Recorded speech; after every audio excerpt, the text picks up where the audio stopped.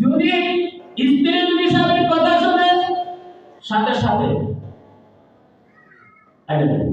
যদি না শোনেন দিবে না।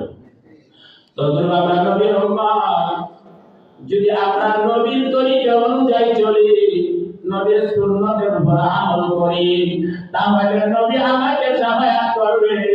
আর আমার রাসূল যদিও শাফায়াতের মালিক, আমি নবীর তরিকা অনুযায়ী চলবো না, এই কবল পোড়া বন্দীর উম্মতকে রাসূল শাফায়াত করবে না।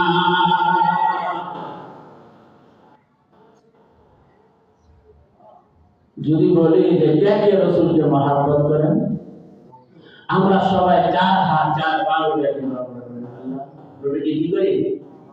মহব্বত করি। কিন্তু সায়ালের ধুতির মধ্যে দাঁড়িয়ে নেই।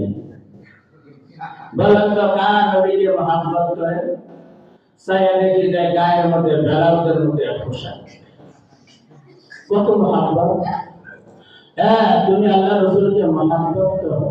হ্যাঁ, মহব্বত করি। দেখি যে 5 ওয়াক্ত এক ওয়াক্ত নামাজ পড়ে। আসলে আমার মহব্বতকারী উম্মত আল্লাহ রাসূল আপনাদের জন্য বলে দিয়েছে সবাইকে আল্লাহ। জনাব রাসূলুল্লাহ সাল্লাল্লাহু আলাইহি ওয়াসাল্লামের সুন্নতে মুআক্কাদার উপর যারা নিয়মিত আমল করবে, ওই সমস্ত উম্মতরা আল্লাহর রাসূলের খাস সুপারিশ পেয়ে জান্নাতে চলে যাবে। বলুন সুবহানাল্লাহ। তাহলে ওই সুন্নতে জায়গা শেষ। তাহলে সুন্নতে জায়গা, সুন্নতে জায়গা, সুন্নতে জায়গা উপরে আমল করলে সওয়াব হয়, না করলে কি হয় না? গুনাহ হয় না। না করলে